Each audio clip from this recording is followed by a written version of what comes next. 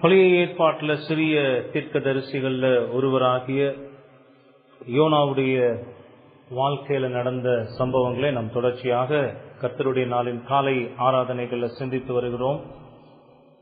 கர்த்தருடைய வார்த்தைக்கு எதிராக செயல்பட்ட யோனா நடுக்கடலில் கர்த்தருடைய பயங்கரத்தை சந்திக்க நேரிட்டதையும், அதிலிருந்து தப்புவதற்காக கப்பற்காரர்கள் யோனாவை கடலில் எறிந்ததையும், கடலில் மரணத்திற்கு அருகில் சென்ற யோனாவை கர்த்தரால் ஆயத்தம் பண்ணப்பட்டிருந்த பெரிய மீன் விழுங்கியதையும், மீனின் வயிற்றில் இருந்த யோனா தன் தேவனாகிய கர்த்தரை நோக்கி ஜெபித்ததையும், கர்த்தர் யோனாவின் ஜெபத்தை கேட்டார் என்பதையும் இதுவரையிலும் நம்ம பார்த்திருக்கோம். முதல் 2 அதிகாரங்கள்ல, யோனாவின் தீர்க்க தரிசன புத்தகம் முதல் 2 அதிகாரங்கள்ல இவைகள் எல்லாம் எழுதப்பட்டுள்ளது. இவைகளை நாம பார்த்திருக்கிறோம். சென்ற முறை யோனா 2வது அதிகாரத்துல யோனாவினுடைய ஜெபத்தை குறித்து சிந்தித்து பார்த்தோம். அந்த ஜெபத்தின் தன்மை எப்படிப்பட்டதாக இருந்தது என்பதை குறித்து நாம் விவரமாக பார்த்தோம். எந்த சூழ்நிலையில யோனா ஜெபித்தார் என்பதை பார்த்தோம். ஒரு பெரிய மீனின் வயிற்றிலிருந்து யோனா ஜெபித்தார். யாரிடத்தில் ஜெபித்தார் என்று பார்க்கிற போது 2வது அதிகாரம் முதல் வசனமே சொல்லுகிறது, அந்த மீனின் வயிற்றிலிருந்து யோனா தன் தேவனாகிய கர்த்தரை நோக்கி விண்ணப்பம் பண்ணி என்று பார்க்கிறோம். தன் தேவனாகிய கர்த்தர், எந்த தேவனையும் அவருடைய வார்த்தைகளையும் நினைவுபடுத்தக்கூடிய எல்லா காரியங்கள்ல இருந்தும் ஓடணும்னு நினைச்சு ஆண்டவர் சொன்ன இடத்திலிருந்து வெகு தூரமாக அதுக்கு எதிர் திசையில ஓடின யோனா இப்பொழுது முழு ஆத்மாவோடும் முழு மனதோடும் முழு பலத்தோடும் அதே தேவனாகிய கர்த்தரிடத்துல திரும்பினதை குறித்து நாம் சிந்தித்து பார்த்தோம்.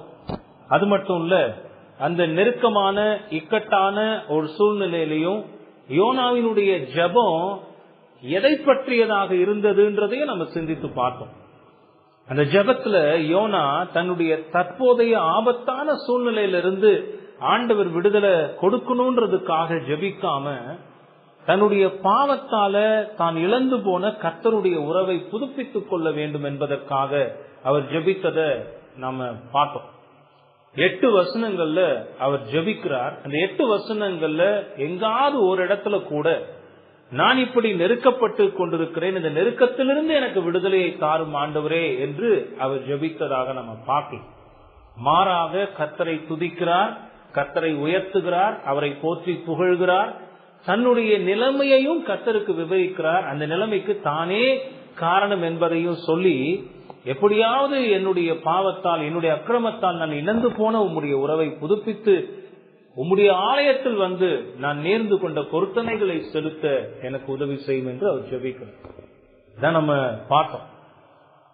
அவர் ஜெபித்த அந்த 8 வசனங்கள்ல சங்கீத புத்தகங்கள்ல பல இடங்கள்ல இருந்து கர்த்தருடைய மனிதர்கள், தாவீதா இருக்கட்டும், தாவீதை மாதிரி சங்கீதங்கள் எழுதின மற்ற சங்கீதக்காரர்கள் அவர்களுடைய வாழ்க்கையில துன்பத்தை அனுபவித்த போது அந்த துன்பத்துக்கு மத்தியில் இருந்து கர்த்தருடைய குணாதிசயங்களை முன்வைத்து அவர் எப்படிப்பட்ட மகத்துவமான தேவனாக இருக்கிறார், இப்படிப்பட்ட துன்பங்களுக்கு மத்தியில் இருந்து தங்களை விடுவிக்கக்கூடிய தேவனாக இருக்கிறார் என்பதை உணர்ந்து அவர்கள் பாடின அந்த சங்கீத புத்தகங்கள்ல இருந்து வசனங்களை எடுத்து அவர் பயன்படுத்தி இருந்ததையும் நம்ம சிந்தித்து பார்த்தோம்.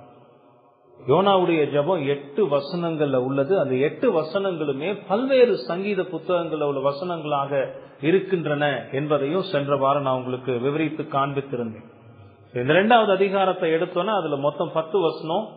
முதல் வசனத்துல யோனா கர்த்தரை நோக்கி ஜெபிக்க ஆரம்பிக்கிறார்.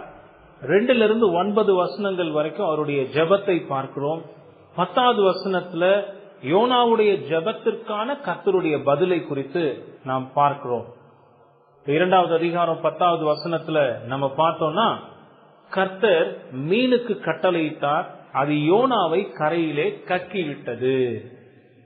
ஆண்டவர் அந்த பெரிய மீனுக்கு கட்டளை கொடுத்த போது தனக்குள்ளாக அந்த மீன் வைத்திருந்த அந்த யோனாவை கரையில் கக்கிவிட்டது என்று இங்க பார்க்கிறோம். யோனாவுடைய ஜெபத்துக்கான கர்த்தருடைய பதிலாக நாம் அதை பார்க்கிறோம். இது தொடர்ந்து 3வது அதிகாரத்தை நாம படிக்கிறதுக்கு முன்பதாக யோனா 2வது அதிகாரம் 10வது வசனத்துல நம்ம கவனிக்க வேண்டிய சில முக்கியமான காரியங்களும் இருக்கிறது. ஆகவே இன்னைக்கு மறுபடியுமாக யோனா 2வது அதிகாரம் 10வது வசனத்துலதான் நம்முடைய கவனத்தை செலுத்த போகிறோம். இதுல இருந்து நம்ம படிக்க வேண்டிய சில உண்மைகள் இருக்கு. 3 முக்கியமான உண்மைகளை நான் உங்களுக்கு இந்த நேரத்தில் நினைவுபடுத்த விரும்புகிறேன். இதெல்லாம் கவனிக்காம நாம எளிமையாக கடந்து போய்விடக் கூடாது. கர்த்தர் மீனுக்கு கட்டளையிட்டார், அது யோனாவை கரையிலே கக்கிவிட்டது. இதுல நம்ம பார்க்கறதுக்கு என்ன இருக்கு அப்படின்னு நம்ம சாதாரணமாக கடந்து போய்விடக் கூடாது. அந்த வசனத்தை நாம் சற்று உற்று கவனித்து பார்க்கிற போது அந்த வசனத்தின் மூலமாக நாம் கற்றுக்கொள்ள வேண்டிய பல பாடங்கள் அதில் இருக்கிறது.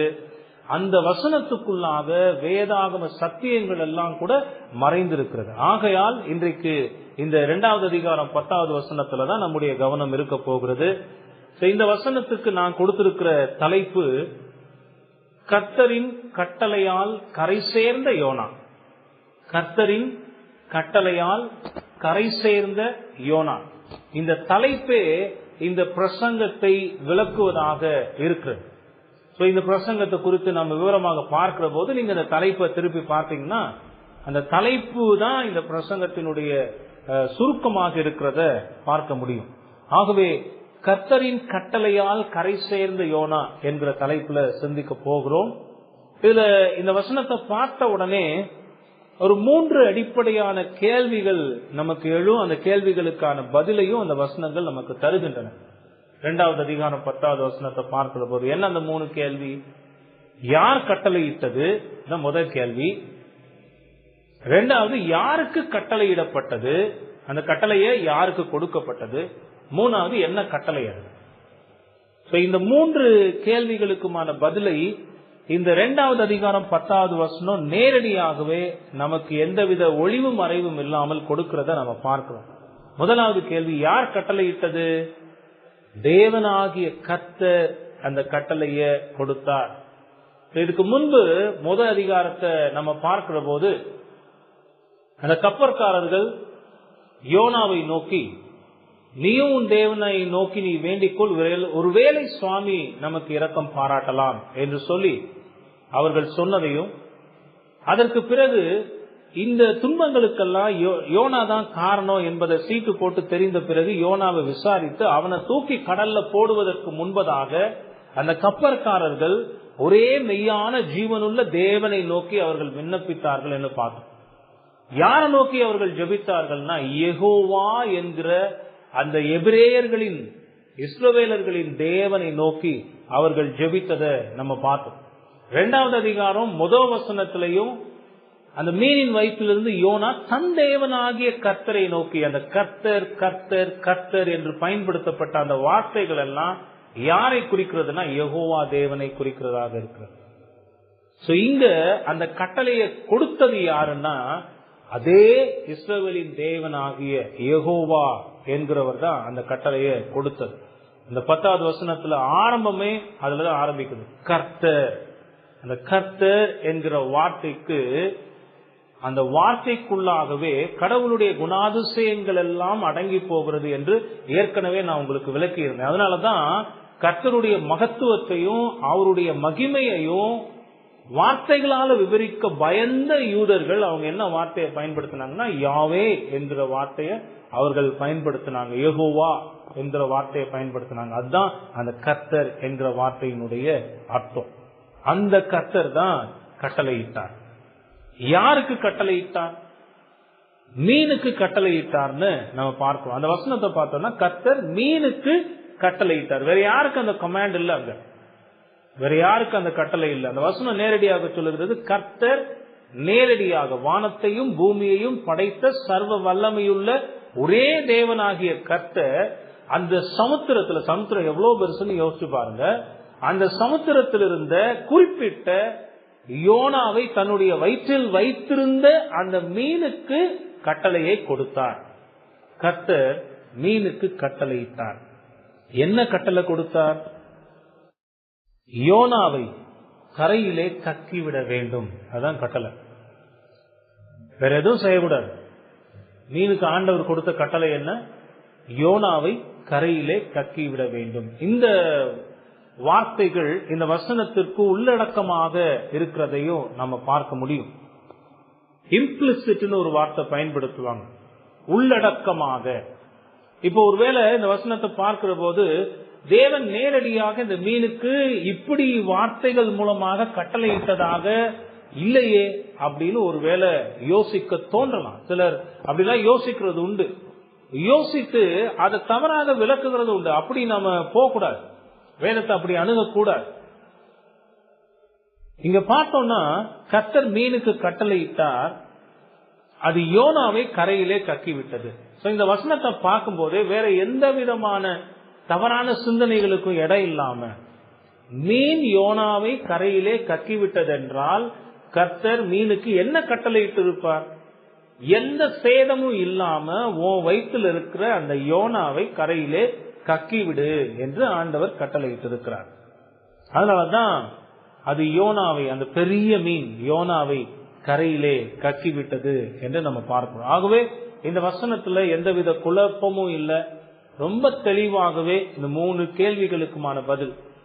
வானத்தையும் பூமியையும் படைத்த தேவனாகிய கர்த்தர். ஏன் இந்த வார்த்தையை நான் மறுபடியும் பயன்படுத்துறேன்னா அதுக்கு காரணம் உண்டு. வானத்தையும் பூமியையும் படைத்த, ஏன்னா அவரால் படைக்கப்பட்டது இந்த அண்ட சராசரங்களும். நம்ம வாழ்கிற இந்த பூமியும் பூமியில இருக்கிற அத்தனை படைப்புகளும், உயிருள்ள உயிரற்ற எல்லாம் கடவுளால் படைக்கப்பட்டது. அந்த தேவன் கட்டளையிடுகிறார். நேரடியாக யாருக்கு கட்டளையிடுகிறார்? யோனாவை தன்னுடைய வயிற்றில் 3 நாட்களாக இரவும் பகலுமாக வைத்திருந்த அந்த மீனுக்கு குறிப்பிட்ட அந்த மீனுக்கு அவர் கட்டளையிடுகிறார். அந்த கட்டளை என்ன? யோனாவை கரையிலே கக்கிவிட வேண்டும்.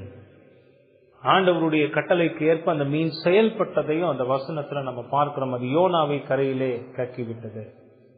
இந்த வசனத்துல கர்த்தர், யோனா, மீன் ஆகியோர் இருக்கிறத நம்மால தெளிவா பார்க்க முடிகிறது.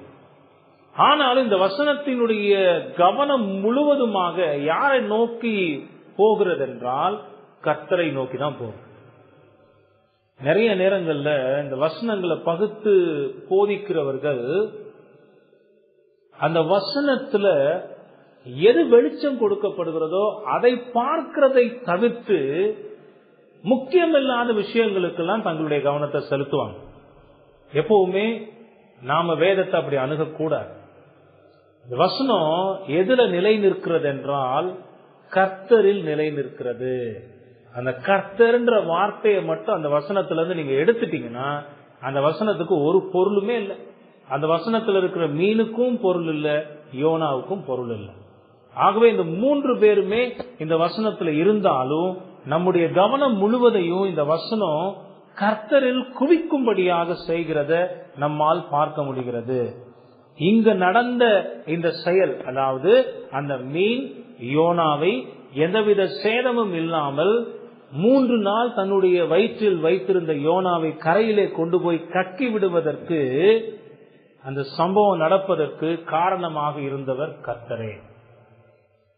அவரை மையமாக கொண்டுதான் இந்த வசனம் இயங்குகிறது. ஆகவே நம்முடைய கவனத்தையும் இந்த வசனத்தை பார்க்கிற போது, ஏன்னா நிறைய பேருக்கு மீன் கக்கிருச்சு யோனா கரைக்கு போயிட்டாருன்னு சில ரைமிங் வேர்டெல்லாம் போட்டு அந்த மீனை பத்தியும் யோனா கரையில இறங்கும் போது எப்படி எல்லாம் இருந்திருப்பாருன்றத பத்தியும் எல்லாம் ஒரு பெரிய மக்களுடைய ஆர்வத்தை தூண்டுகிற விதத்துல சொல்லி எங்க நம்ம கவனம் செலுத்தணுமோ அந்த இடத்துல கவனத்தை செலுத்தாம மீன் மேலையும் யோனா மேலையும் கவனத்தை செலுத்த வைக்கும். அது தவறு. அப்படி நம்ம பார்க்க கூடாது. அந்த வசனம் யாரை மையப்படுத்தி யாரை உயர்த்தி காட்டுகிறது என்றால் இந்த செயல் நடைபெறுவதற்கு காரணமாக இருந்த கர்த்தரை தான் அந்த வசனம் உயர்த்தி காட்டுகிறது. நம்ம வேதத்தை எங்க படிச்சாலும் எந்த அற்புதமான செயல்களா இருக்கலாம், அத்தனை அற்புதமான செயல்களுக்கு மத்தியிலே யாரை நம்ம வியந்து பார்ப்போம்னா அந்த செயலை செய்கிறவரை தான் வியந்து பார்ப்போம். உதாரணமா எங்க ஸ்கூல்ல ஒரு பையன் இருந்தான். அவன் 12th முடிச்சுட்டு இப்ப காலேஜ் போயிட்டான். அவன் பேர் தினேஷ். 6ஆவதுல இருந்து 12th வரைக்கும் ரொம்ப பழக்கம் அந்த பையன். அவன் ஸ்கூல் முடிச்சுட்டு போறதுக்கு முன்னாடி நல்ல படம் வரைவான். அவனோட டேலண்ட் அதுதான், அருமையா படம் வரைவான். இப்ப ஒரு நாள் சொல்லியிருந்தான், நான் நிச்சயம் உங்களை ஒரு படம் வரைகிறேன் சார்.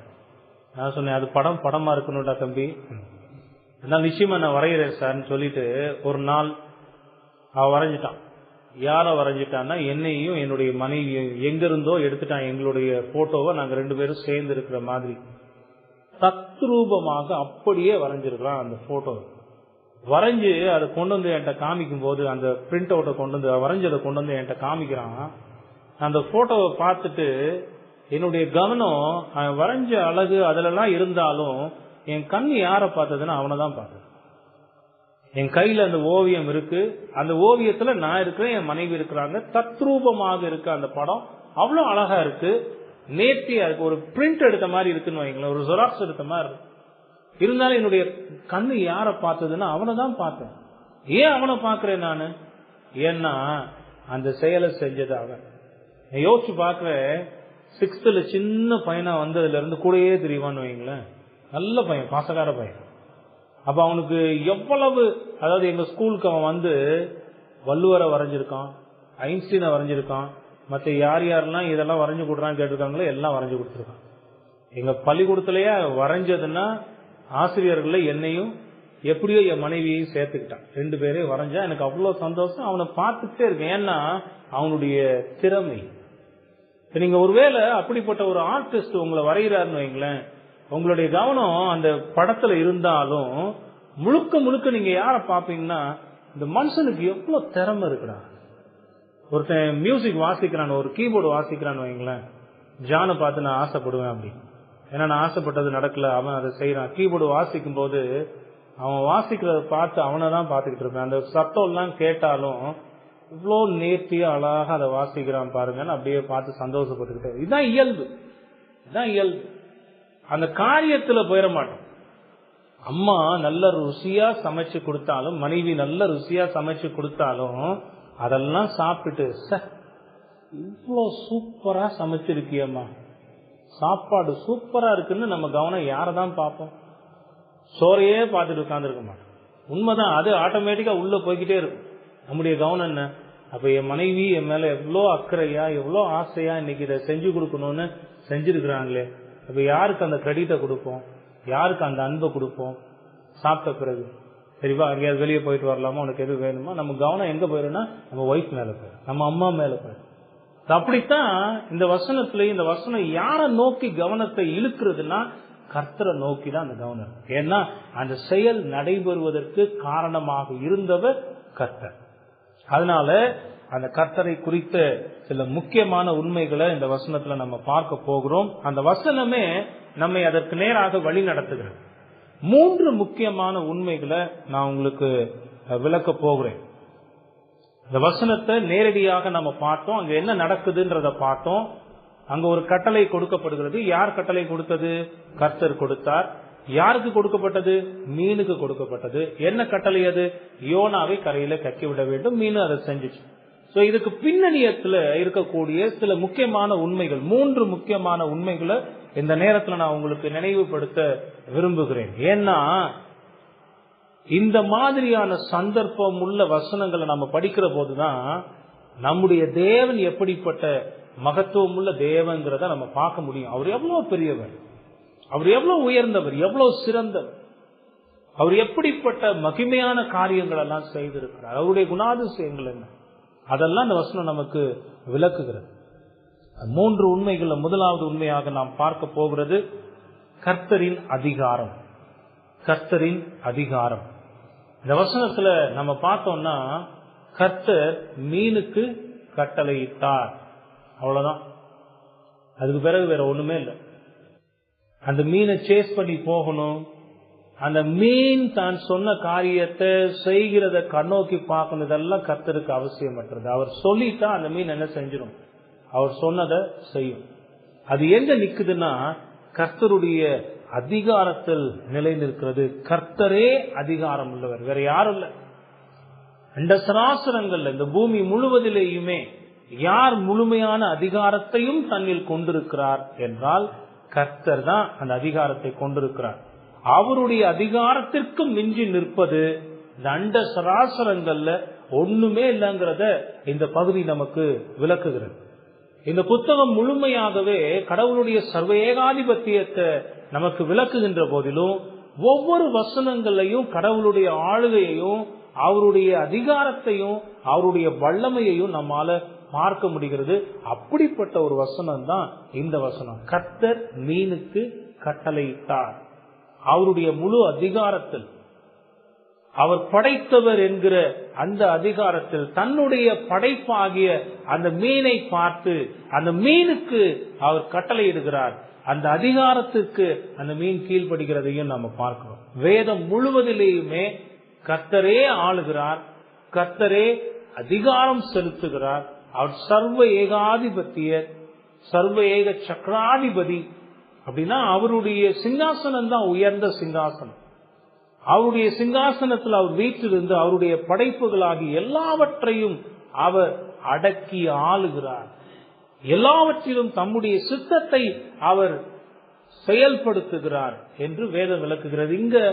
இந்த நேரத்துல, இந்த நிமிஷத்துல இந்த மீன் யோனாவை கரையிலே கக்க வேண்டும் என்பதை தீர்மானித்திருக்கிறவர் தேவன். தம்முடைய தீர்மானத்தை அவர் செயல் வடிவத்துக்கு கொண்டு வருகிறார். அங்க கர்த்தருடைய அதிகாரத்தை பார்க்கிறோம். கர்த்தர் மீனுக்கு கட்டளையிட்டார். வேதத்தின் ஏனைய பகுதிகளையும் கர்த்தருடைய மகத்துவத்தையும் அவருடைய வல்லமையையும் அவருடைய அதிகாரத்தையும் நம்மால பார்க்க முடியும். சில வசனங்களை நம்ம பார்ப்போம். வேதம் முழுவதிலேயுமே கர்த்தருடைய அதிகாரத்தையும் அவருடைய ஆளுகையையும் பற்றி விளக்குகின்ற போதிலும் சில வசனங்களை மட்டும் நம்ம பார்க்கலாம். அது நாம் ஆராதிக்கிற நம்முடைய தேவன் எவ்வளவு பெரியவர், எவ்வளவு மகிமை உள்ளவர், மாட்சிமை உள்ளவர், வல்லமை உள்ளவர், அவருடைய அதிகாரம் எவ்வளவு பெரிய அதிகாரம்ன்றத நமக்கு அது விளக்குகிறதாக இருக்கும். 1 நாளாகமம் 29வது அதிகாரம் 11-12 வசனங்கள். காலையில ஆரம்ப வேத வசனமாக இதை நம்ம பார்த்தோம். 10-13 வரை உள்ள வசனங்களை வாசிச்சோம். இப்போ 1 நாளாகமம் 29, 11, 12 வசனங்களை நான் வாசிக்கிறேன். நீங்க உங்க வேதத்தை கவனிங்க. இந்த தாவீது தேவனாகி கர்த்தருக்கு முன்பாக நின்று அவருடைய அந்த மகிமையான குணாதிசயத்தை அவர் விளக்குகிறத பாருங்க. கர்த்தாவே, மாட்சிமையும் வல்லமையும் மகிமையும் ஜெயமும் மகத்துவமும் உம்முடையவைகள், வானத்திலும் பூமியிலும் உள்ளவைகள் எல்லாம் உம்முடையவைகள். இங்க பாத்தீங்கன்னா அவர் அழகா சொல்றாரு, எல்லாவற்றினுடைய அதிபதி தேவன், வானத்திலும் பூமியிலும் உள்ளவைகள் எல்லாம் உம்முடையவைகள். வானம்னு சொல்லுகிற போது அந்த வானத்துல இருக்கிற நம்ம சூரிய குடும்பம் மாதிரி ஆயிரக்கணக்கான சூரிய குடும்பம் இருக்குதான் விஞ்ஞானிகள் சொல்றாங்க. இந்த முழு அண்டத்திலையும் லட்சக்கணக்கான கோடிக்கணக்கான கேலக்சிஸ் இருக்கு. இந்த மொத்த யூனிவர்ஸ்னு சொல்லக்கூடிய இந்த அண்டத்துல பல ஆயிரக்கணக்கான கோடிக்கணக்கான சூரிய குடும்பங்கள் இருக்கின்றன, விண்மீன் திரள்களாக அவைகள் இருக்கின்றன. அவைகள் எல்லாவற்றையும் படைத்தவர் நம்முடைய தேவன், அவைகள் எல்லாவற்றையும் ஆளுகிறவர். நீங்க நினைச்சே பார்க்க முடியாத அளவுக்கு அது மிக பிரம்மாண்டம். ஸ்கூல்ல பிள்ளைங்களுக்கு இந்த அண்டத்தை பத்தி நடத்தும் போது நான் சொல்லுவேன், ஒரு வார்த்தை பயன்படுத்துவேன். நம்ம சூரிய குடும்பம் மாதிரி நாம இருக்கிற கேலக்சி பால்வழி திரள்னு சொல்லுவோம். நாம இருக்கிற மில்கி வே கேலக்சி நம்முடைய அந்த பால்வழி திரளுக்கு பேர். நமக்கு பக்கத்தில் இருக்கிறது ஆண்ட்ரோமேடா கேலக்சி. இப்படி எத்தனை கேலக்சி இருக்குன்னா விஞ்ஞானிகள் சொல்றாங்க கோடியோ கோடி கோடி கேலக்சி. இந்த வார்த்தை தான் நான் சொல்றேன், கோடியோ கோடி கோடி. அப்படின்னா என்ன அர்த்தம்? அந்த கோடியோ கோடி கோடினும் போதே கண்ணு ரெண்டும் அவங்களுக்கு திறக்கும். அப்படியே கோடியோ கோடி கோடி, கோடியோ கோடி கோடி கேலக்சி.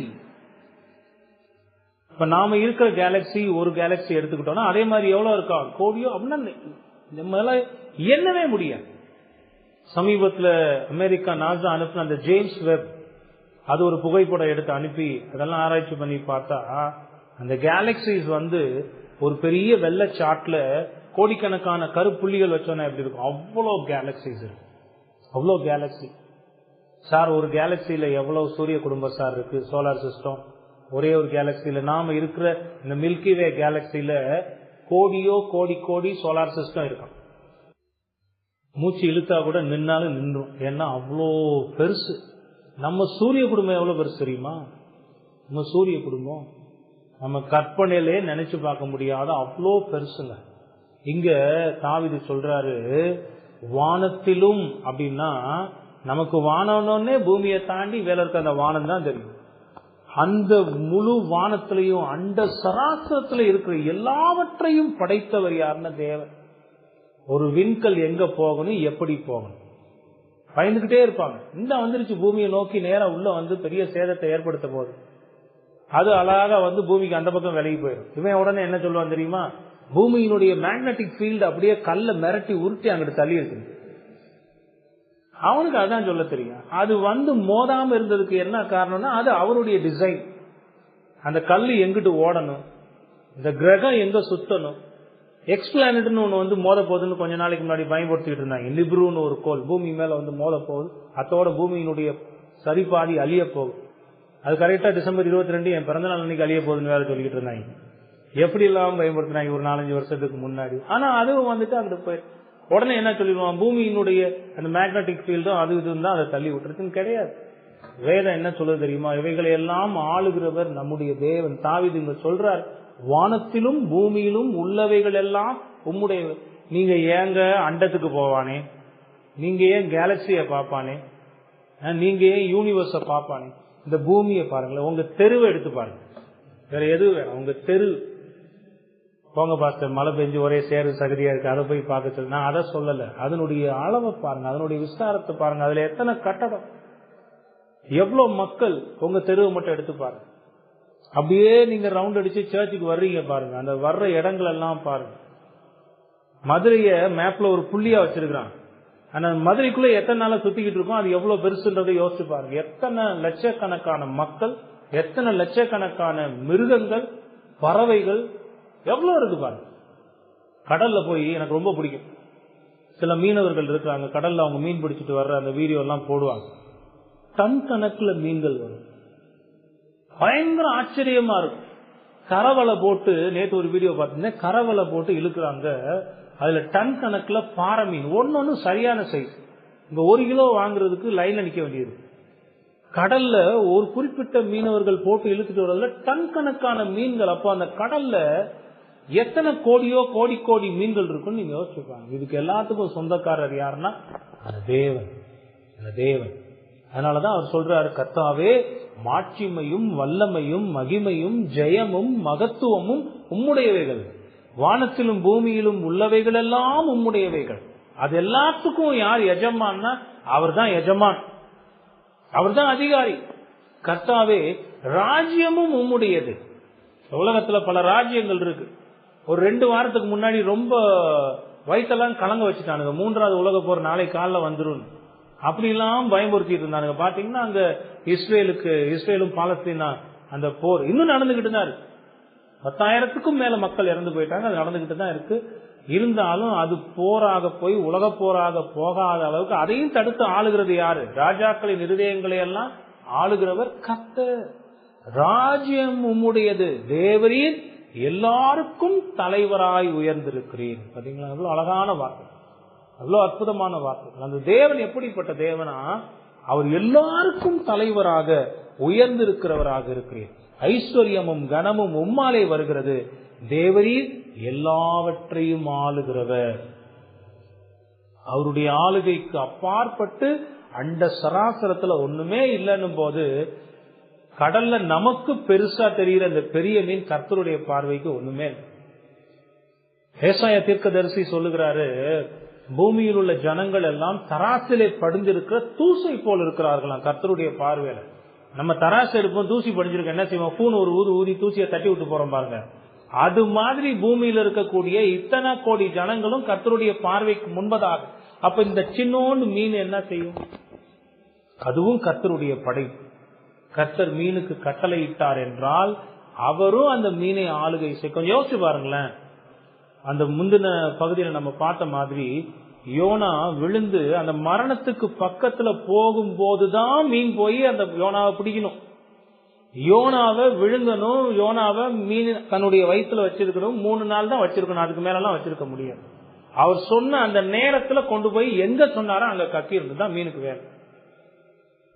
இது முழுவதிலையும் கடவுளுடைய அந்த சர்வ அதிகாரத்தை உங்களால பார்க்க முடியுமா? அந்த மீனை முழுமையாக ஆளுகை செய்து தன்னுடைய அதிகாரத்தை அந்த மீன் மீது செலுத்தினவர் ஆண்டவர். 12வது வசனத்துல 1 நாளாகமம் 29:12 ஐஸ்வர்யமும் கனமும் உம்மாலே வருகிறது, தேவரீர் எல்லாவற்றையும் ஆளுகிறவர், உம்முடைய கரத்திலே சத்துவமும் வல்லமையும் உண்டு, எவரையும் மேன்மைப்படுத்தவும் பலப்படுத்தவும் உம்முடைய கரத்தினாலே ஆகும். எல்லாவற்றையும் ஆளுகிறவர், உம்முடைய கரத்திலே சத்துவமும் வல்லமையும் உண்டு. அவ்வளோ பெரிய தேவன், அவ்வளோ பெரிய தேவன். நிறைய நேரங்கள்ல உங்களுக்கும் எனக்கும் தாங்க இந்த புத்தி இல்ல.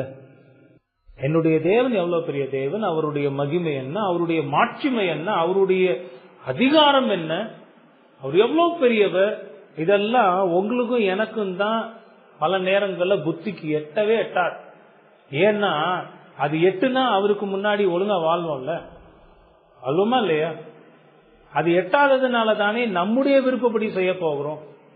இந்த உலகத்துல ஒரு பியூரிட்டன் சொல்றாரு, படைப்புகள் எல்லாம் படைத்தவரின் விதிகளுக்கு உட்பட்டு இயங்குகின்றன, ஒண்ணு கூட வெளியே போறதில்லை. ஆனா அந்த பாலா போன பாவி மனுஷன் இருக்கான் பாத்தீங்களா, அவன் தான் கர்த்தருக்கு எதிராக செயல்படுறான். அதிலும் குறிப்பாக அவருடைய மக்கள் அவருடைய தெளிவான சித்தத்தை அறிந்திருந்த போதிலும் இந்த யோனாவை போல எத்தனையோ யோனா இருக்கதான் செய்யும். நம்ம எல்லாம் ஒரு வகையில யோனாதான் ஆண்டவருடைய தெளிவான வார்த்தைக்கு எதிர்த்து ஓடுனது போல எத்தனையோ நேரங்கள்ல இந்த சிந்தனையே இல்லாம கர்த்தருக்கு எதிராக பாவம் செய்து ஓடுகிறோம்.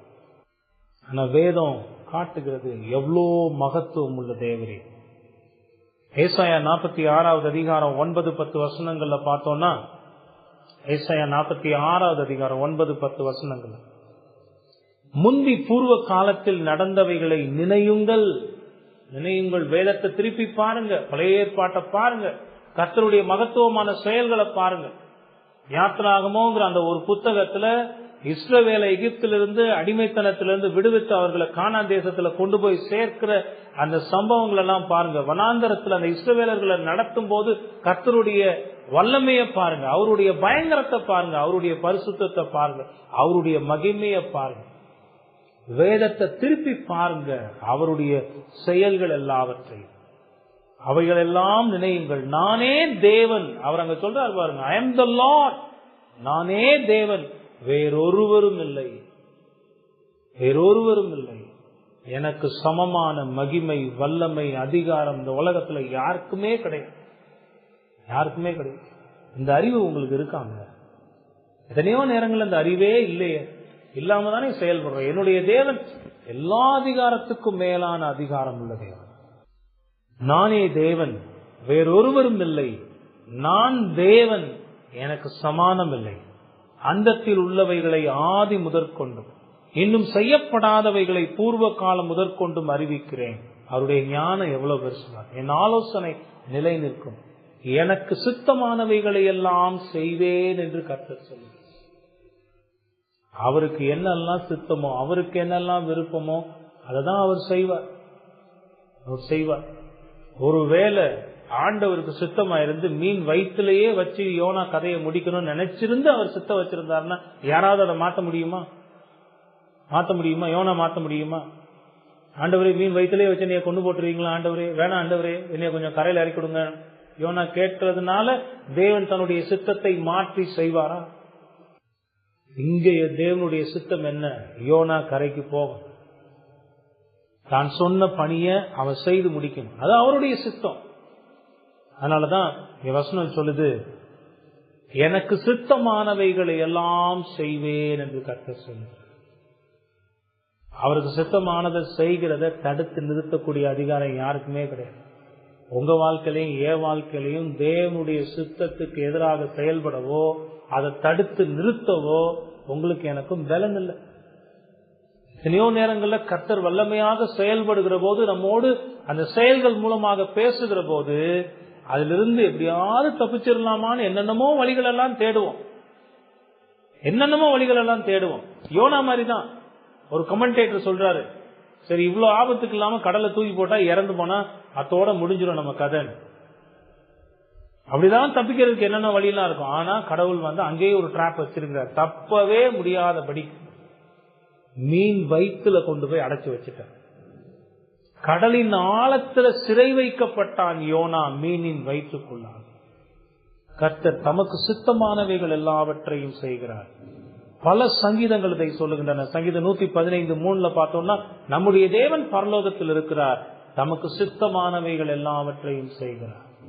சங்கீதம் 135:6 பார்த்தோம்னா, வானத்திலும் பூமியிலும் சமுத்திரங்களிலும் எல்லா ஆழங்களிலும் கர்த்தர் தமக்கு சித்தமானவைகளை எல்லாம் செய்கிறார். அவருடைய சித்தம் என்னவோ அந்த சித்தத்தை மட்டுமே அவர் செய்கிறார். அதற்குரிய அதிகாரத்தை அவர் தன்னுடைய கைகளில் கொண்டிருக்கிறார். அவருடைய கைகளில் அதற்கேற்ற வல்லமை இருக்கிறது. கர்த்தருடைய அதிகாரத்தை இங்கு நாம் பார்க்கிறோம். நேபுகாத்நேச்சார் என்கிற ஒரு அரசன் இருந்தான்.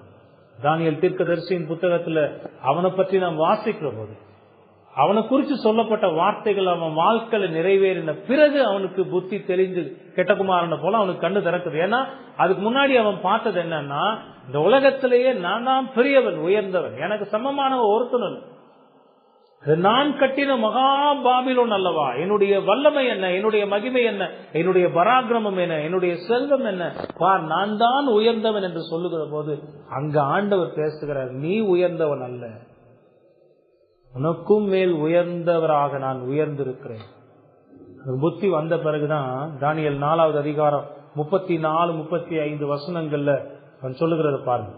அந்த நாட்கள் சென்ற பின்பு நேபுகாத்நேச்சாராகிய நான் என் கண்களை வானத்திற்கு ஏறெடுத்தேன். அது வரைக்கும் கண்ணு எதை பார்த்துக்கிட்டு இருந்துச்சான்? நேபுகாத்நேச்சாரை பார்த்துக்கிட்டு இருந்துச்சான், மகா பாபிலோனை பார்த்துக்கிட்டு இருந்துச்சான். தன்னுடைய வல்லமை, தன்னுடைய மகிமை, தன்னுடைய பேர் பிரஸ்தாபம், தன்னுடைய செல்வச்செருக்கு, அதெல்லாம் பார்த்துக்கிட்டு இருந்த நேபுகாத்நேச்சாரோட கண்ணு முதல்ல எங்க பாக்குது? வானத்துக்கு ஏறெடுத்தேன். என் புத்தி எனக்கு திரும்ப வந்தது. அப்பொழுது நான் உன்னதமானவரை ஸ்தோத்திரித்து என்றென்றைக்கும் ஜீவித்திருக்கிறவரை புகழ்ந்து மகிமைப்படுத்தினேன். அவருடைய கர்த்தத்துவமே நித்திய கர்த்தத்துவம். அப்படின்னா அவருடைய ஆளுகை, அவருடைய அதிகாரம் அது நித்திய காலமாக இருக்கக்கூடியது. அவருடைய ராஜ்யமே தலைமுறை தலைமுறையாக நிற்கும். இப்போ என்னைய பாபிலோன்ல ராஜாவா வச்சிருக்கிறாருன்னா அவர் தான் வச்சிருக்கிறாரு, கொஞ்ச நாள் தான், அப்புறம் நாம் போய் வேற ராஜா வந்துடும், எனக்கு முன்னாடி வேற ராஜா இருந்தான். இப்படி பூமியின் ராஜாக்கள் அநேகமாக நாங்கள் மாறிக்கொண்டே இருந்தாலும் அவருடைய ராஜ்யமே தலைமுறை தலைமுறையாக நிற்கும் சொல்லிட்டு 35வது வசனத்துல சொல்ற, பூமியின் குடிகள் எல்லாம் ஒன்றுமில்லை என்று எண்ணப்படுகிறார். அவர் தமது சித்தத்தின்படி வானத்தின் சேனையையும் பூமியின் குடிகளையும் நடத்துகிறார். அவருடைய கையை தடுத்து அவரை நோக்கி என்ன செய்கிறீர் என்று சொல்லத்தக்கவன் ஒருவனும் இல்லை என்றே.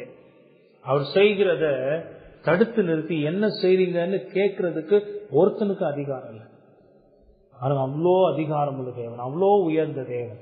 அந்த அதிகாரம் உள்ள அதே தேவன் தான் இந்த மீனுக்கு அவர் கட்டளையிடுகிறார். கர்த்தர் அந்த வார்த்தைக்குள்ள இவைகள் எல்லாம் அடங்கி இருக்கிறது. கர்த்தருடைய அதிகாரத்தை பார்க்கிறோம், அவருடைய வல்லமையை பார்க்கிறோம், அவருடைய சித்தத்தை அவர் செய்கிறத பார்க்கிறோம். இப்ப அவர் மீனுக்கு இந்த அதிகாரத்தோடு கட்டளையிடுகிறார். மீன் யோனாவை கரையிலே கக்கிவிட்டது. இந்த முக்கியமான ஒரு பாடம் நம்ம பார்க்கணும், கவனிக்கணும். நம்முடைய வாழ்க்கையில நம்முடைய தேவன் எப்படிப்பட்டவர் என்பதை சரியாக அறிந்து வைக்கிறோம். அவருடைய நாமத்தின் மகிமை என்ன, அவருடைய பராக்கிரமம் என்ன, அவருடைய பயங்கரம் என்ன, அவருடைய குணாதிசயங்கள் என்ன, இவைகள் எல்லாம் நம்ம சரியா அறிந்து வைத்திருக்கோம். நம்முடைய வாழ்க்கை பயணங்கள்ல நம்ம பாவம் செய்யாமல் இருப்பதற்கு கடவுளை பற்றிய அறிவு நமக்கு பேரளவுல உதவி செய்யும். துணிகரமான பாவங்களுக்கு நம்மை விலக்கி பாதுகாத்துக் கொள்வதற்கு இந்த தேவன் எப்படிப்பட்டவர்? யாருமே இல்ல, ரகசியமாக நான் அந்த பாவத்தை செய்துட்டு போகலாம் நினைக்கும் போது வேதம் சொல்லும், நான் உன்னை காண்கிற தேவன், எல்லா கண்களுக்கும் மறைவாக நீ இருக்கலாம், ஆனா என்னுடைய கண்களுக்கு மறைவாக நீ எங்குமே போக முடியாது. கர்த்தருடைய குணாதிசயங்கள் சரியாக அறிந்து வைத்திருக்க வேண்டியது மிகவும் அவசியம். வசனத்துல அதை நாம் பார்க்கிறோம். கர்த்தர் மீனுக்கு கட்டளையிட்டார். யாரால் கட்டளையிட முடியும்? அதிகாரத்தை தன்னுடைய கரங்களில் கொண்டிருக்கிறவரால் மட்டுமே கட்டளையிட முடியும். இங்க வானத்திலும் பூமியிலும் சர்வ அதிகாரத்தையும் தன்னுடைய கையில் கொண்டிருந்த இந்த தேவன் மீனுக்கு கட்டளையிடுகிறார். மீன் கர்த்தருடைய கட்டளைக்கு கீழ்ப்படிந்ததுன்னு பார்க்கணும். இரண்டாவது உண்மை, முதல் உண்மை கர்த்தருடைய அதிகாரத்தை பார்க்கணும். இரண்டாவது உண்மையை பார்க்கலாம். கர்த்தருக்கு முன்பாக அவருடைய படைப்புகளின் கீழ்ப்படிதல். அந்த அதிகாரத்துக்கு மிஞ்சி நம்ம இப்போ தானியேல்ல பார்த்த மாதிரி அவர் செய்கிறத தடுத்து நிறுத்துறதுக்கோ இல்ல கீழ்ப்படியாம நான் போவேன்னு சொல்றதுக்கோ இந்த உலகத்துல யாருக்குமே அதிகாரம் கிடையாதுங்க. யோனா தன்னுடைய மனதுல ரொம்ப தீர்க்கமாக ஒரு முடிவு எடுத்து ஆண்டவருடைய இந்த வார்த்தைக்கு நான் கீழ்ப்படிய போகிறதில்லை, அதான் அவருடைய முடிவு. ஏறியாச்சு, கப்பல் ஏறி தர்சீசுக்கு போக போயிட்டார். இப்ப பாருங்க, என் வலது கை பக்கம் நினிவே இருக்கு, இவர் யோப்பால போய் கப்பல் ஏறின தர்சீசு இடது கை பக்கம் இருக்கு, ரெண்டும் ஆப்போசிட் டைரக்ஷன். நீங்க யோசிச்சு பாத்தீங்கன்னா கீழ்ப்படியாத இந்த யோனாவை ஆண்டவர் கீழ்ப்படிய செய்தார். ஒருத்தரும் தப்பி போக முடியாது. மீன் 3 நாளா எங்கிட்ட டிராவல் பண்ணுச்சுன்னு நினைக்கிறீங்க? நீங்க நினைக்கிறீங்களா மீன் யோனாவை வயிற்றுல வச்சுக்கிட்டு ஒரே இடத்துல கீழே போய் உட்கார்ந்துருக்குன்னு நினைக்கிறீங்களா? இந்த பக்கம் போன யோனாவை முழுங்கி இந்த பக்கம் கொண்டு வந்துகிட்டு இருக்கு மீன் 3 நாளா. நீ கீழ்ப்படிய மாட்ட, நீ முரட்டாட்டம் பண்ணுவ, நீ அடங்க மாட்ட, திமிரி பாவம் செய்யும், திமிரி தான் போவ. ஆனா சொல்லுவாங்கல்ல, நம்ம வீட்டுல அம்மா எல்லாம் சொல்லுவோம், உன் கொட்டத்தை எப்படி அடக்கணும்னு எனக்கு தான் தெரியும்.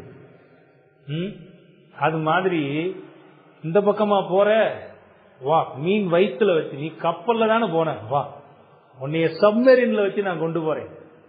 அப்ப அந்த காலத்திலே சப்மெரின்ல போயிருக்கிறாரு யோனா. எங்கிட்டு போயிருக்கிறாரு? யோனாக்கு எங்கிட்டு போறேன்னே தெரியாது, ஏன்னா உள்ள காம்பஸா வச்சிருக்கிறாரு. இப்ப இந்த ஸ்மார்ட் வாட்ச் இருக்குமா, எந்த டைரக்ஷன் பார்த்துட்டு ஒன்னும் மணியும் தெரியாது, நேரம் தெரியாது, பகலா இருட்டான்னு தெரியாது. ஆனா ஒண்ணு மட்டும் தெரியும், மீன் வயிற்றுல எங்கேயோ போய்கிட்டு இருக்கோம். இறக்கி விட்ட பிறகுதான் தெரியும் எங்க இறங்கி இருக்கோம். அப்ப எந்த படைப்புகளா இருந்தாலும் கடவுளுடைய அதிகாரத்துக்கு கீழ்ப்படியாம இருக்கவே முடியாது. சின்ன பசங்களாம் நீங்க எல்லாம் அதெல்லாம் கேட்டுக்கணும். வாலிப வயசுல இருக்கிற பசங்கள்லாம் கர்த்தருடைய அதிகாரத்துக்கு கீழ்ப்படியாம நான் செஞ்சிருவேன்னு ஓடுனா கர்த்தர் செஞ்சிருவாரு. யோனாவுடைய வாழ்க்கையில செஞ்ச மாதிரி அந்த செய்கை பயங்கரமா இருக்கும், பயங்கரமா இருக்கும். யோனா மாதிரி சொல்லணும், கடற்பாசி என் தலையின் மேல் போகிறது. ஏன் போகுது? ஏன் போகுது? ஜலத்தின் ஆழங்கள், ஜலங்கள் என் மேல் புரண்டது. அங்க கவிதை நடையில எல்லாம் அங்க சொல்றது, பூமி கொஞ்சம்னா என்னைய நிரந்தரமா மூடிடுமோன்ற அளவுக்கு போயிடுச்சு. அவ்வளவு பயங்கரம், அவ்வளவு திகில். அந்த தண்ணியில போய் 4 மடக்கு தண்ணியை குடிச்சு மூச்சு வாங்கி கடையேற்றி மூச்சு இழுத்துக்கிட்டு இருக்கும் போது அந்த பயம். நான் கீழ்படியாமல ஓடுற, திமிருகிட்டா ஓடுற, உன்னை நான் எங்க போசனேன், நினிவே எங்க இருக்கு, நீ எங்க போய்கிட்டு இருக்க? கீழ்படியாமல ஓடுற. கீழ்படிந்த அற்புதமான ஆசீர்வாதம், அற்புதமான ஆசீர்வாதம். நீங்க வேதத்தை வாசிச்சு பாருங்களேன், தேவனுடைய வார்த்தைக்கு கீழ்ப்படிந்தவர்களை எவ்வளவு அற்புதமா ஆண்டவர் ஆசீர்வதிக்கிறார். கீழ்ப்படியாம போகவே முடியாது. இங்க அதையும் பார்க்கணும். கர்த்தருக்கு முன்பாக அவருடைய படைப்புகள் எல்லாம் கீழ்ப்படி. பாருங்களேன், அநேக நேரங்கள்ல நீங்களும் நானும் இந்த யோனா மாதிரி தான் நடந்து வரும். அதான் ஆரம்பத்திலே நான் சொன்னேன் பாத்தீங்களா, எல்லா படைப்புகளும் கடவுளுடைய கட்டளைகளுக்கு உட்பட்டு செயல்படுகிறது. நீங்களும் நானும் தான் நிறைய நேரம் திமிரி போயிடும். வேதத்துல பாருங்க, அவருடைய படைப்புகள் எல்லாம், அது உயிருள்ள படைப்பா இருக்கலாம், உயிரற்ற படைப்பா இருக்கலாம், எதா இருந்தாலும் கர்த்தர் சொன்ன அடுத்த செகண்ட் அது நிறைவேறி முடியும், நிறைவேறும். சிலர் சொல்லுவாங்க இதெல்லாம் நடக்கிறதுக்கு சாத்தியமே இல்லைங்க. யோனா மீன் வயிற்றுல 3 நாள் இருந்துச்சான், இரவும் பகலும் 3 நாள் மீன் போய் கப்பிச்சான். இதெல்லாம் நடக்கிறதுக்கு வாய்ப்பு இல்லை, இதெல்லாம் கற்பனை கதைங்க அப்படின்னு சிலர் இன்னும் சொல்றவங்க இருக்கிறான். இறையியல் கல்லூரிகள்ல இத உண்மை இல்லைன்னு சொல்லக்கூடிய கல்லூரிகளும் இன்னைக்கு இருக்கு. மதுரையில ஒண்ணு இருக்கு, TTS. நிறைய இறையியல் கல்லூரிகள்லயே இந்த விதமான அற்புதங்களுக்கு எதிரானவைகளாக இருக்கின்றன. ஆனா வேதம் சொன்னா அது பொய் இல்லை தெரியுமா? மனுஷன் தான் பொய். அவன் தன்னுடைய சுயநலத்துக்காக எதையும் பேசுவான். கர்த்தர் பொய்யுரையாத தேவன். அவன் மேல பார்த்தது மாதிரி கர்த்தர் சர்வ அதிகாரத்தையும் தன்னில் கொண்டிருந்து எல்லாவற்றையும் ஆளுகிறார். அவர் செய்ய நினைத்தது ஒன்றும் தடைபடாது. எல்லா படைப்புகளும் அவருடைய கரங்களின் கிரியைகள். அவர் அவைகளுக்கு என்ன கட்டளை இடுகிறாரோ அவைகள் செய்யும். அவருடைய வார்த்தைக்கு எல்லாம் கீழ்ப்படிந்து நடக்கும். நீங்க இந்த புத்தகத்தை எடுத்து பாருங்களேன், யோனா புத்தகத்தை எடுத்து பாருங்களேன். கப்பல் அமைதியா கடல்ல போயிட்டு இருக்கும் போது ஆண்டவர் காற்றிற்கு கட்டளை இடுகிறார். காற்றுக்கு உயிர் இருக்கா? காற்றுக்கு உயிர் இருக்கா? காற்றுக்கு உயிர் இல்லை. காற்று இருக்கிறதுனாலதான் நாம உயிரோட இருக்கோம். அந்த காற்றுக்கு கர்த்தர் கட்டளை இடுகிறார். பயங்கரமா வீசிச்சா கடலுக்கு ஆண்டவர் கட்டளை இடுகிறார். கடல் என்ன செய்ய ஆரம்பிச்சிச்சு? பயங்கரமா கொந்தளிக்க ஆரம்பிச்சிச்சா? சீட்டு போட்டு பார்க்கலாம். அங்கேயும் அவருடைய அதிகாரத்தையும் ஆளுகையும் பாருங்க. சீட்டு யார் பேருக்கு தான் விழணும்? யோனா பேருக்கு தான் விழணும். மீனையும் ஆளுகிற. மீனுக்கு உயிர் இருக்கா? உயிர். மீதி 3க்கு உயிர் இல்லை. எதுக்கு? காற்று, கடல், சீட்டு. ஆனா மீனுக்கு உயிர்.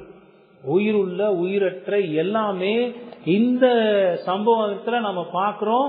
கர்த்தருடைய கட்டளைக்கு கீழ்ப்படுகின்றன. காற்று, கடல், சீட்டு போடுதல், மீன் போன்றவைகள் எல்லாம் இதற்கு உதாரணங்களாக இருக்கின்றன. இது மட்டும் இல்ல, நீங்க வேதம் முழுசும் பாத்தீங்கன்னா, எனக்கு நேரம் இல்ல அதிகமா, வேதம் முழுதும் பாத்தீங்கன்னா உயிருள்ள உயிரற்ற அனைத்து படைப்புகளையும் கர்த்தர் ஆண்டு தன்னுடைய சித்தத்தின்படி செய்கிறார். எல்லாம் அவருக்கு கீழ்ப்படுகின்றன. தேவன் எல்லாவற்றையும் படைத்த போது அந்த படைப்பின் செயல் ஆதியாகமம் 1 பாருங்களேன். இவைகள் உண்டாகட்டும், இவைகள் உண்டாகட்டும், இவைகள் உண்டாகட்டும். அவ்வளவுதான், வார்த்தை தான். அவைகள் எல்லாம் உண்டாயின. இந்த வார்த்தையினுடைய வல்லமையில எல்லாம் படைக்கப்பட்டதை நாம பார்க்கிறோம். அவருடைய பராமரிப்பின் செயல்களை வேத முழுசுலையும் பார்க்கிறோம். வேத வரலாறுல அதுல எல்லா படைப்புகளும் அவருக்கு கீழ்ப்படுகிறத பார்க்கிறோம். செங்கடலை பார்த்து 2 பிளக்கணும்னா அது 2 பிளக்கும். யோர்தான் கரை புரண்டு போகிற போது அதுவும் பிளந்து நிக்கணும்னா அதுவும் பிளந்து நிற்கும். பூமி 2 பிளக்கணும்னா அதுவும் பிளக்கும். அந்த நேரத்தில் ஆண்டவர் சொன்ன அந்த செகண்ட், கோராகு, தாத்தான், ஆபிராம் அவங்க எல்லாம் கூட அந்த பூமிக்குள்ள போகணும்னா போகும். சூரியன் 10 பாக பின்னிட்டு போகணும்னா போகும். நெருப்பு சூளைக்குள்ள சாத்ராக், மேஷாக், ஆபேத்நேகோ இருந்தாலும் நெருப்பு அவங்கள சுடக்கூடாதுன்னா சுடக்கூடாது, சுடாது. நெருப்பினுடைய சுபாவமே என்ன? அது சுட்டரிக்கும், பொசுக்கும், எரிச்சு சாம்பலாம். ஆனா கர்த்தருடைய ஆளுகை, அவருடைய கட்டளை நெருப்புக்குள்ள இருந்தாலும் அது அவர்களை ஒன்றும் செய்யக்கூடாதுன்னா, இந்த உயிரற்ற பொருள்கள் எல்லாவற்றையும் கர்த்தர் ஆளுகிறார். எல்லாம் அவருடைய வார்த்தைக்கு கீழ்படி. செங்கடல் பிளக்கணும்னா பிளந்துரும், யோர்தான் பிளக்கணும்னா பிளந்துரும், பூமி பிளக்கணும்னா பிளந்துரும். கீழ்காற்று வீசி காடைகள் எல்லாம் கொண்டு வந்து சேர்க்கணும்னா எங்கிருந்தோ கீழ்காற்று வீசி காடைகள்லாம் வந்து சேர்ந்துரும். அதை கற்பனை பண்ணி பண்ணி பார்த்தே கிறுக்கு பிடிச்சிரும். உண்மையிலேயே பாளையத்தை சுற்றிலும் 2 முழம் உயரத்துக்கு பல கிலோமீட்டர்களுக்கு அத்தனை லட்சம் மக்களுக்கு காடைங்க, காடை. ஒரு காடை கடைக்குள்ள போய் பாருங்க, அது கத்துற கத்த காதே வலிச்சிடும். கோடிக்கணக்கான காடைகள் எங்கிருந்து வந்தது? ஆண்டவருடைய கட்டளை. கீழ்காற்று வீசி கொண்டு வரணும். அந்த 10 வாதைகள் இருந்துச்சு பாத்தீங்களா? அந்த 10 வாதைகள்ல பாருங்களேன், தண்ணி ரத்தமா மாறணும், தவளையா பிறப்பிக்கணும்னா எங்கிருந்து அவ்வளவு தவளை வந்துச்சு? எங்கிருந்து அவ்வளவு வண்டு வந்துச்சு? எங்கிருந்து அவ்வளவு பேன் வந்துச்சு? நெருப்பு மலை, கல்மலை, அக்கினியா வானத்திலிருந்து கொட்டணும், எரிபந்தமான கொப்பளங்கள், வியாதிகள், எல்லாமே ஆண்டவர் அவருடைய கட்டளை. வானத்திலிருந்து அக்கினி விழணும்னா விழும். சோதம் குமோரா பட்டணம் அழிக்கப்படுவதற்கு கொட்டணும்னா கொட்டும். அங்க இப்பதான் கொட்டணுமா ஆண்டவரே அப்படின்லாம் யாரும் கேட்டுட்டு, கொட்டுனா கொட்டும். அவ்வளவு. கேள்வி கேட்கறது யார் தெரியுமா? நீங்களும் நானும் தான். ஓய்வு நாள்ல 2 ஆராதனைக்குமா ஆண்டவரே போகணும்? காலைக்கு மட்டும் போயிட்டு வந்துடுறேனே. 2 நேரமா வேதம் வாசிக்கணும், 1 நேரம் வேதம் வாசிக்கிறேனே. என்ன அது? சம்பளத்துல 10% தசம பாகமா, அதுல கொஞ்சம் குறைச்சு கொஞ்சம் ஆண்டவர். இவ்வளவு காணிக்கையா? இதெல்லாம் கேட்கறது யாருன்னா நீங்களும் நான். ஒரு படைப்பும் அவருக்கு எதிராக ஒரு கேள்வியும் கேட்க. உயிர் உள்ள பொருள்களையும் அவர் ஆளுகிறார். கழுத பேசணும்னா பேசும். ஏ முட்டாள் எஜமானே, இப்படிதான் பேசும். இவ்வளவு நாளா நீ மேல உட்காந்து வந்தியோ, உனக்கு ஏதாவது செஞ்சனா, இப்ப நான் செய்யறேன்னா யோசிக்க மாட்டேங்கிறியே. கழுத பேசணும்னா பேசும்.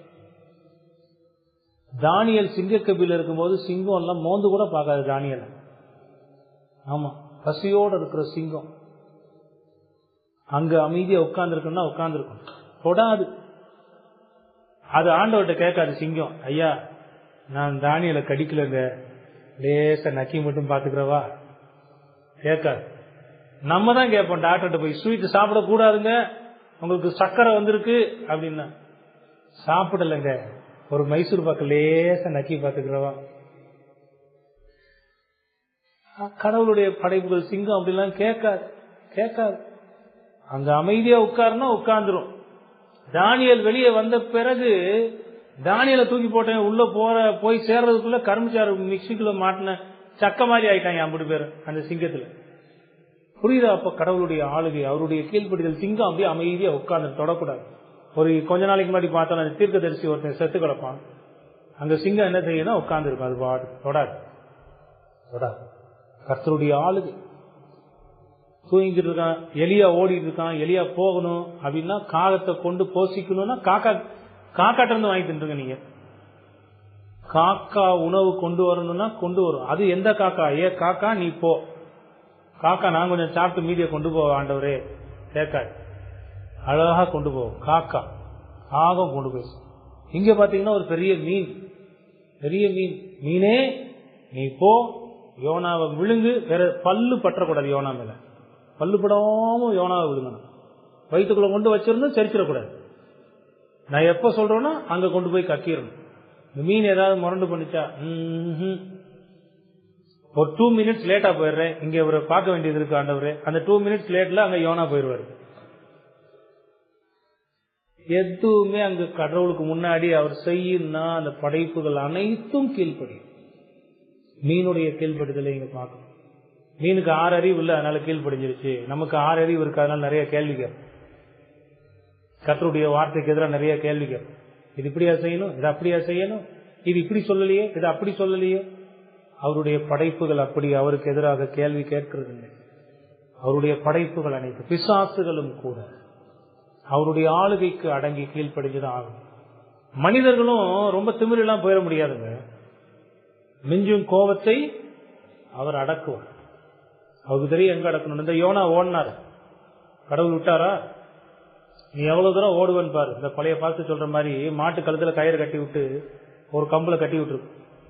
மாடு என்ன செய்யுமா? ஃப்ரீயாயிட்டேன்னு ஓடுமா. ஒரு குறிப்பிட்ட இடம் போன உடனே அந்த கயிறு சுருக்கோட போட்டு இழுக்கும், அதுக்கு மேல மாடுக்கு போக முடியாது. அது மாதிரி தான் யோனா மாதிரி எங்க நான் ஓடினேன்னு ஓடினாலும் அவருக்கு தெரியும் எப்படி கீழ்ப்படிய வைக்கணும். மனிதர்களையும் கர்த்தர் ஆளுகிறார். ஒருவனும் தான் நினைத்தபடி எல்லாம் செஞ்சிட முடியாது. அதிகாரத்தில் உள்ளவர்களாக இருந்தாலும் கூட எல்லோருமே கர்த்தருடைய சித்தத்திற்கு கீழ்ப்படியக்கூடியவர்களாகவே இருக்கிறார்கள். எல்லா படைப்புகளும் அவருடைய அதிகாரத்துக்கு கீழ்ப்படிந்தவைகள்.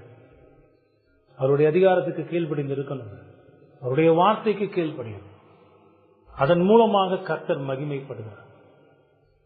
இல்லைன்னா அந்த யோனா கதையில நடந்த மாதிரி தான், யோனாவுக்கு நடந்ததுதான் நடக்கும், வேதனைகள் துன்பங்கள் எல்லாம். ஆனா அதுக்கு மத்தியிலேயே கடவுள் கிருபையாக யோனாவை காப்பாற்றுகிறார். 3வது உண்மை என்ன தெரியுமா? யோனா 3 நாள் இரவும் பகலும் மீனின் வயிற்றில் இருந்தது நிதர்சனமான உண்மை. எப்படி உண்மை? இந்த புத்தகம் படிக்க ஆரம்பிக்கும் போதே நாம் அதை பார்த்திருக்கிறோம்.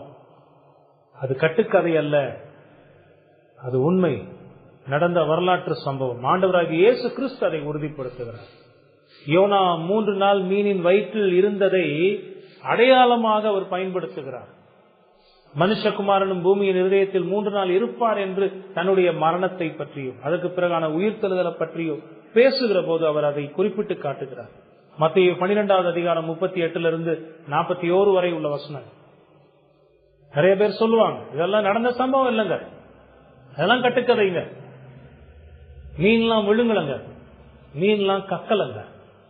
ஆண்டவர் சொல்றத பாருங்க. அப்படி அவங்க கட்டுக்கதைன்னு சொல்லுகிறவர்கள் இயேசு கிறிஸ்துவை பொய் சொல்லுகிறவராக குறிக்கிறார்கள். ஆனா வேதம் இந்த உண்மையை நமக்கு முன்பாக வைக்கிறது. மத்தேயு 12வது அதிகாரம் 38 41 வசனங்கள்ல, அப்பொழுது வேத பாரகரிலும் பரிசேயரிலும் சிலர் அவரை நோக்கி, போதகரே, உம்மால் ஒரு அடையாளத்தை காண விரும்புகிறோம் என்றார்கள். அவர்களுக்கு அவர் பிரதியுத்தரமாக, இந்த பொல்லாத விபச்சார சந்ததியார் அடையாளத்தை தேடுகிறார்கள், ஆனாலும் யோனா தீர்க்கதரிசியின் அடையாளமே அன்றி வேறொரு அடையாளம் இவர்களுக்கு கொடுக்கப்படுவதில்லை. யோனா தீர்க்கதரிசிய அங்க ஆண்டவர் பயன்படுத்துகிறார், ஒரு அடையாளம்னு சொல்லுகிறார்.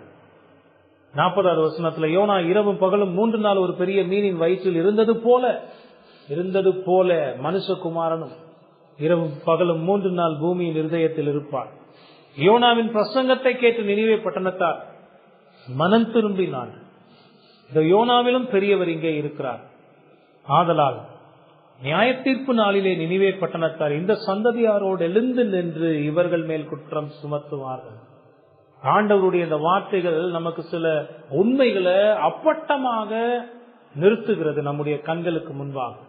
இந்த உலகத்துல எத்தனையோ பேர் இந்த சம்பவமே நடக்கல, இது ஒரு கட்டுக்கதை, கற்பனை அப்படிலாம் சொல்லிட்டு இருக்கும் போது ஆண்டவருடைய வார்த்தைகள் அதை உண்மை என்று சொல்லுகிறது.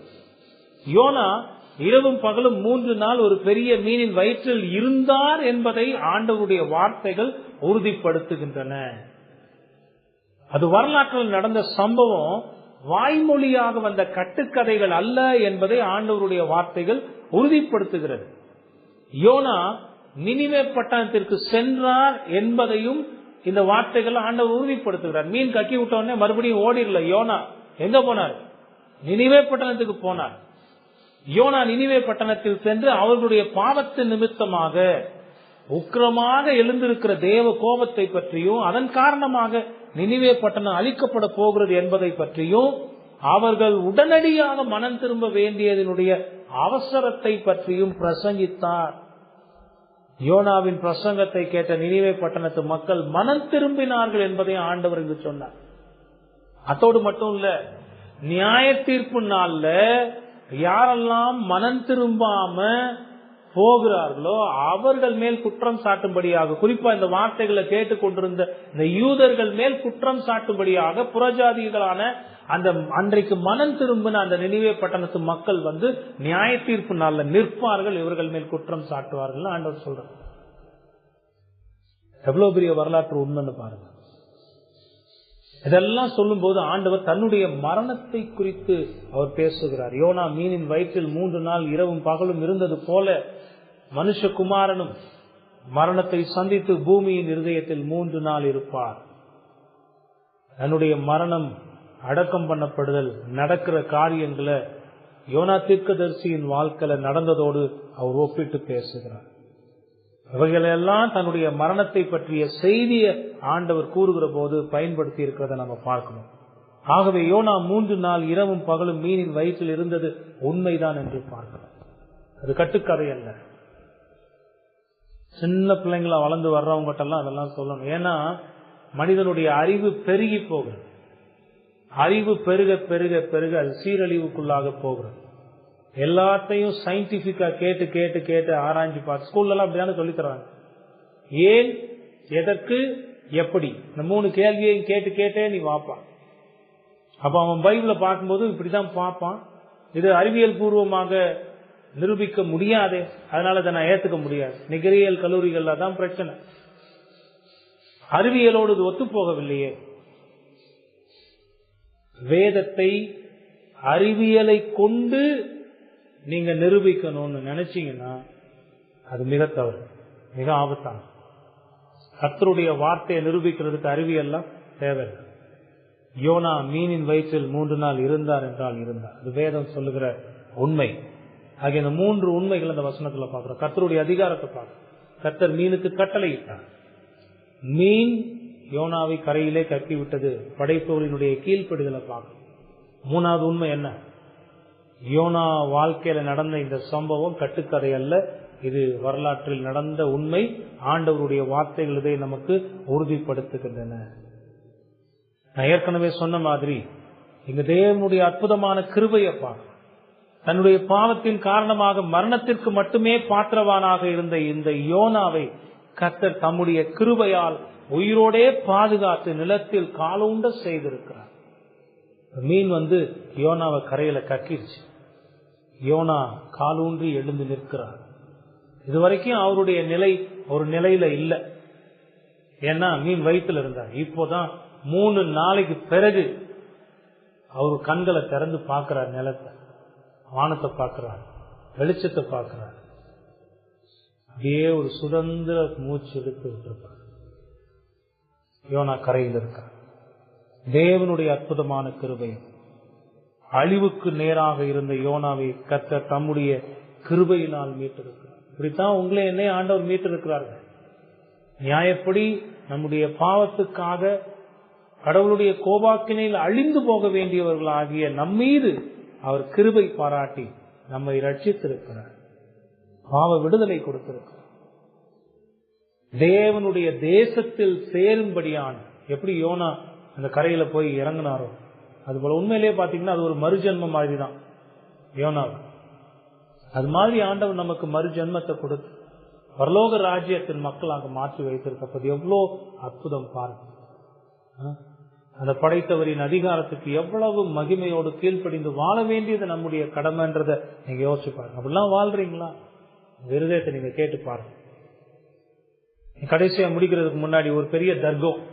இந்த மீன் யோனாவை எங்க கொண்டு கக்கி விட்டுச்சு? மீன் கக்குச்சின்னு போட்டிருக்கு, எங்க கக்குச்சின்னு போடலையே. மீன் யோனாவை எங்க கக்குச்சு? தரையில தான் கக்குச்சு. அவ்வளவுதான். ஏன்னா இதுல பல முரண்பாடான கருத்துக்கள். நிறைய பேர் சொல்றாங்க மத்திய தரைக்கடல் பகுதியில கொண்டு கக்குச்சுன்றாங்க. சிலர் சொல்றாங்க அங்கிருந்த டைக்ரிஸ் என்கிற ஒரு பெரிய ஆறு, அந்த ஆற்றினுடைய கரையில கொண்டு கக்கிருச்சுன்றாங்க.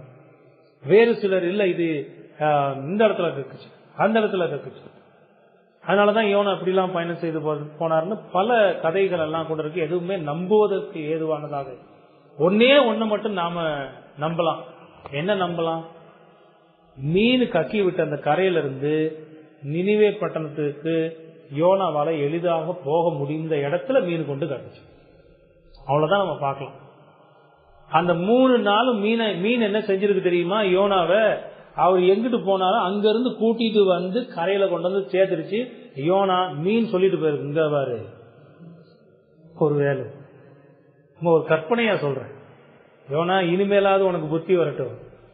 அவர் சொன்னார் என்றதுக்காக உன்னைய வயிற்றுல பாதுகாப்பா வச்சிருந்தேன். நீ செஞ்ச செயலுக்கு குடல்ல கசக்கி போட்டிருப்ப உன்னைய. அவர் சொன்னார் என்றதுக்காக இறக்கி விட்டு போறேன். அந்த ஆறுக்கு பாரு, அந்த தசையில போனா நினிவேக்கு பேரெல்லாம் போயிருக்கு சாம அப்படின்ட்டு இறங்கிட்டு போயிருக்கு. ஒரு கற்பனையா சொல்றேன். யோனா இறங்கின இடத்துல இருந்து அவர் நினிவே பட்டணத்துக்கு போகக்கூடிய இடம், அந்த இடத்துலதான் அதை இறக்கி விட்டு போயிருக்கு. நீ அடுத்த அதிகாரத்துல பார்ப்போம் யோனா மறுபடியும் இப்ப எங்க போனார்ன்றத அடுத்த அதிகாரத்துல பார்க்கலாம். ஆக கர்த்தர் மீனுக்கு கட்டளையிட்டார், அது யோனாவை கரையிலே கக்கி விட்டது. நம்ம திரும்பி பார்க்க வேண்டிய இந்த வசனத்துல இருக்கக்கூடிய வேற சத்தியங்கள், அதுல இருக்கக்கூடிய உண்மைகள் எவ்வளவு யூஸ்ஃபுல் ஆனதுன்னு யோசிச்சாங்க.